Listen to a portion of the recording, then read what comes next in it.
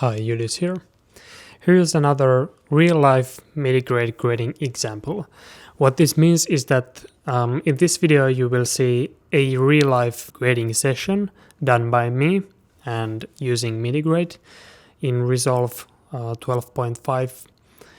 And this was a 3 to 4 hour grading session with the project's director Vivi Huska sitting next to me. And this video is sped up 8 times, so this is a compact version of this session. You will see what we did here, and this whole music video was completed in 2 sessions, but the second one was pretty much just polishing the looks that we are developing during this first session.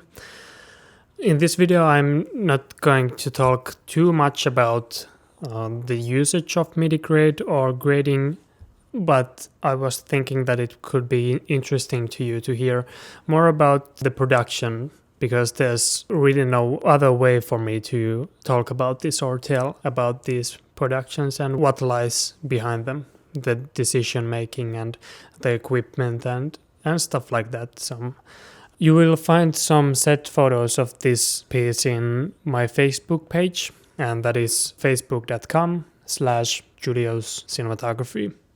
This project is for a Finnish music artist Ulpu, and the song is called Musta. It's featured by a Finnish rapper Pyhimys. This project was a very interesting one because if we think about the song name, it's Musta, which means black in English. And that means that it pretty much gives out immediately the theme of the song, or at least the feeling which we are after. And that's really dark, really, I'm not gonna say depressing because that's not the point, but more like in a way aggressive, or the feeling is oppressive. And that meant that what we wanted in the image, in the grade, in the whole feeling of the lighting was something that not hard to watch, because of course we want people to enjoy the music video, but just to have something going on which makes us think as the viewers that there's something strange going on. This was shot on the Ursa Mini, my 4.6K PL version of it. We had a pretty compact crew. We had just me as the DP, first camera assistant Jonas, and our lighting crew was the gaffer Santeri and lighting electrician Janne. We had, of course, some production assistants, but not like a proper grip or anything like that, so we had to work pretty efficiently here. What went to the pre-production was mainly coming up with the equipment we will be using during the production, and our director Vivi did really great job in finding these locations for us. So shooting in the right location is many times the key in making the right feeling to the overall image. Basically we had here 7 scenes. One in a gas station, which also was a little shop there. Then we had the kitchen in home. Then we had bedroom. We had the car park, and that included basically 2 scenes. One with the artist escaping in front of the car, and the second one just looking around there. We can distinguish them from each other. Basically from the other one is with the lights off, and the second one with the fluorescent lights on. Then finally we had this scene where we lit up our featuring artist. That's what you get for featuring Ulpu. Basically we had him sitting in a chair under a bridge. This was during the nighttime. We had a great stunt team which basically lit this guy in flames. It was a great view and great thing to shoot. During this stunt scene we had 2 scenes in one, because we had one with the featuring artist himself and the second one with the stuntman. And the stuntman was shot with the completely different camera angle, which was really interesting one. But yeah, let's talk more about the gear and equipment we used. The camera is equipped with a PL mount, but I had the B4 mount connected to it, and we used the Fujinon HAC 15x 7.3 compact cinema zoom. And if I recall correctly, it's a lens that has been used in Collateral, for example. Not this particular lens, but this lens model. So this is a really interesting lens that I have acquired some time ago. I gave a lot of thought to my overall what lens choices I should go after. I knew that the EF lenses aren't giving me as much as I want anymore. Basically, based on that, I wanted to get the Ursa with the PL mount, because when we have projects that demand a really specific look, for example, or just the precision which is given by a cinema lens, then I want to be able to rent those and use that with my camera. But I have noticed too that in many times when we had, for example, the possibility to shoot in 4K, using the EF lenses, using the Ursa, the original Ursa that I have still left, it's the 4K sensor. I many times noticed that there wasn't really much need for shooting in 4K. It wasn't even a thing that clients were that much interested in doing. Maybe the reason is in that it's much more expensive to do that, because you need better equipment to handling that footage. But maybe most importantly, because even the deliveries, which were the final product, the final video, the client pretty much didn't do anything with a 4K final. And the reason for that is that the place where the video is going to is most importantly Vivo or Vevo, however you pronounce it. And at least here in Finland, they don't accept any other than HD videos. So that's pretty much the main reason not to go with 4K. That got me thinking about my lens choices. Why would I even then bother with covering the whole sensor when the lenses become much more bulkier and there's so much going on in just switching lenses between each other? And when our projects and productions are still pretty small, we have a camera crew of 2 basically, and the schedule that we have is pretty crazy. The speed of our production is run speed. We do everything really quickly, bang, bang, bang. So that's why everything that I can eliminate and everything that we don't really have to do is something that makes our production much more fluent and makes things like decision making much more easy, because we can concentrate what is the most important thing, and it's the composition, it's the lighting and everything in between. That got me thinking that maybe I could find some different tools for videos when we do deliver in HD, or we know that there's very little post going to be involved in this project. So after a long search, I found this Fujinon lens, which converted to Super 35 focal lengths is about from 80 millimeters to 170 millimeters. And that's, I'd say, that's crazy.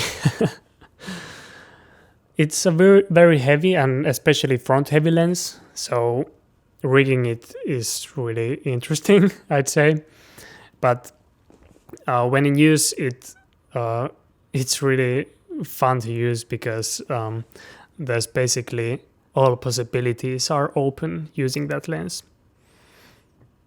It's a lens equipped with the aperture of T2, so you have a lot of choices or flexibility in lighting, because you can using this lens still shoot in very low light. Yet you have to consider that the image circle covers only the HD area of the sensor. So I haven't done any real comparisons to other lenses covering the full sensor, but I think the focus plane is comparable to about T3 or something like that, the T4 maybe. We used the black Pro Mist 1/4 filter here, and that's mainly because that was the feeling we were after. Dark and gloomy, but still you will have this soft glow to everything. I used an easy rig for this production, and the reason behind that was that again we wanted to move quickly, so that's a perfect tool for that. I can grab the camera anywhere and we can find the angles really quickly. But most importantly, we wanted the feeling of handheld here. So that was the easy rig is pretty much the go-to choice for me when we want the handheld feeling to a piece. What else worth noting in the equipment part was that our lighting kit consisted of mainly of fluorescent lights. We had a bunch of those, and the point using those were that they were pretty much the feel for every scene. We used those because we knew that we want the feeling that the lighting or the key lighting is coming from the ambient light. So, for example, in the gas station, it's the lights coming from the shelves, or in the kitchen we have the sun shining into the kitchen. For example, in parking hall we have either the parking lot's own lights on, or then it's the headlights of the car. Only exceptions were basically the scene where we have the flames going on. There we had a backlight from a ARRI 575 watt HMI, and that was powered on with a small generator. And key light for the rapper or the person sitting on the chair, there we used again a fluorescent light just to give some, it's actually quite a lot of light, but I wanted him to be really readable because it's a stunt and we want to have that great feeling to a viewer that, oh man, it's really that person who is in the flames. And of course, because he's lip syncing there, we wanted him to be readable, even though the light isn't really motivated in any way. In reality, when we see the establishing shots of this scene, those are the ones where lead singer Urpo is carrying the canteen of gas or gasoline towards him sitting in the chair. We can see that his face is pretty much in the darkness, especially because he has this hood on. So I didn't really care about the continuity in this based on that shot, because most important to me is usually that the skin looks good and is readable. You can get the idea what I am after.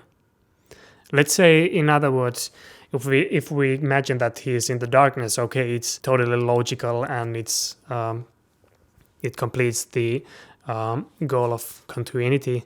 But what do we have them left in the image? It's basically just a silhouette of them, and I think that's not that fun to watch too. For example, when the guy sitting in the chair is lit up, then again we are getting rid of the fluorescent key light. So there we can see the continuity breaking again, but it still works because we have the clear visible lighting coming from the flames. For the flame scene, we have this one shot from above, and that was a really interesting method for us to rig that, because we had an Long John Silver lighting stand from Avenger, and it's a winch-driven stand which almost rises to 6 meters, and that's a lot.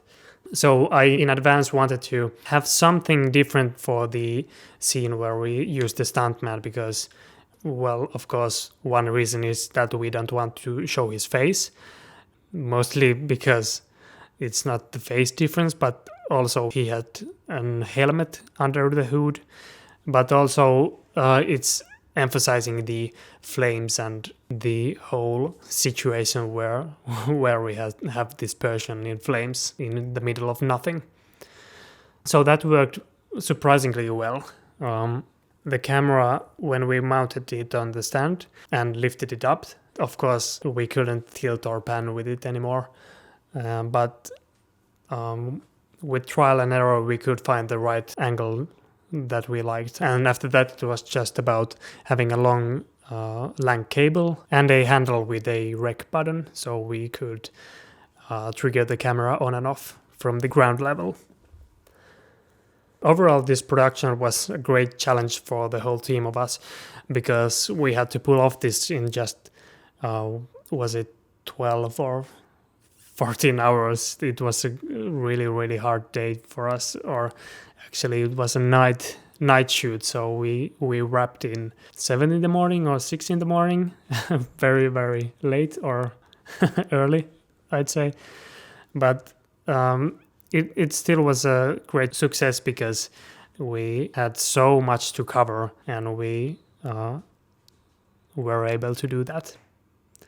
In the grade, we were after a really kind of like a muddy look. We first were trying a little bit more contrasty and saturation, but after we had tried different looks, our director Vivi Huuska, who is photographer herself, was really decisive that, okay, we want this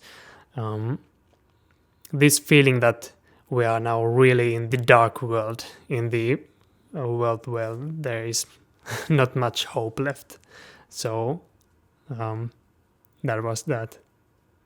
I hope this brought some insight to what was it like to create this music video, and maybe you learned something more about using MIDIGrade, seeing this video. Thanks for watching.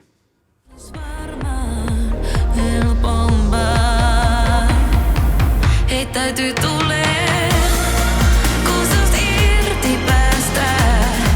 En osaa sun luotiin väistää. Mun musta on ilman sua mustempaa. Ei täydy tulee.